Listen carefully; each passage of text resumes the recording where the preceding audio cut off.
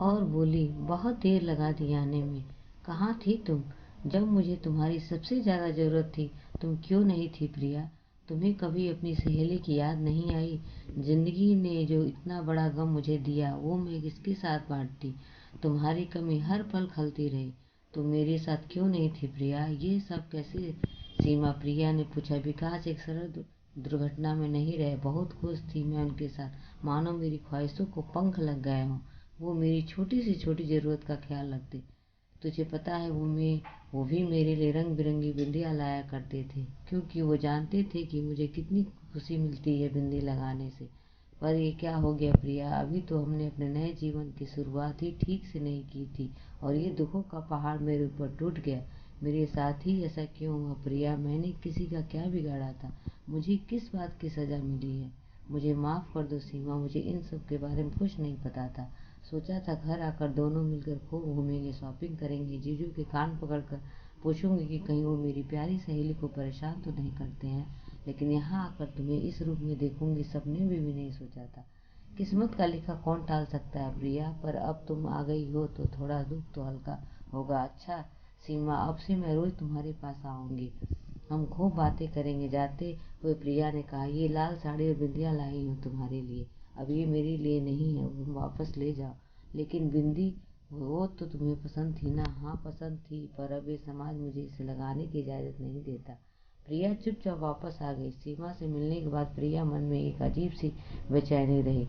घर आकर माँ से पूछा, माँ क्या पति के इस दुनिया से चले जाने पर पत्नी की जिंदगी बिल्कुल बेरंग हो जाती है?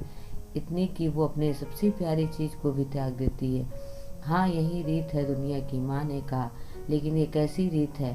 प्रिया सोचने लगी। अब प्रिया रोज सीमा के घर जाती। प्रिया से अपने मन की बात करके सीमा का दिल का बोझ थोड़ा हल्का जरूर होता, मगर फिर भी उसके होठों पर फीकी सी मुस्कान और आंखों में छलकते आंसू उसके दर्द को बयां कर देते थे।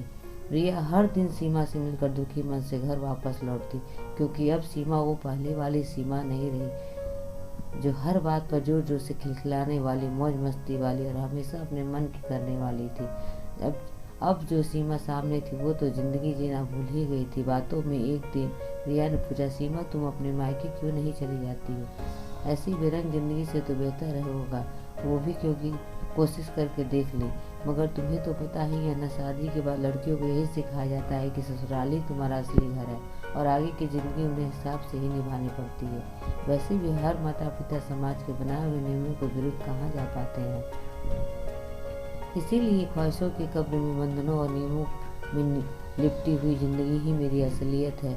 लेकिन कभी कभी ये घुटन सी महसूस होती है, फिर अपनी हकीकत से समझौता कर लेती हूँ। खैर तुम मेरी छोड़ो, कुछ अपने बारे में भी बताओ। मेरे बारे में कल बताऊंगी सीमा, अब मैं चलती हूँ, माँ इंतजार कर रही होगी। कहकर प्रिया घर के लिए निकल गई। दूसरे दिन जब प्रिया सीमा के घर आई और बोली, इधर आओ सीमा, पर्स से बिंदी निकाली और लगा दी सीमा के माथे पर।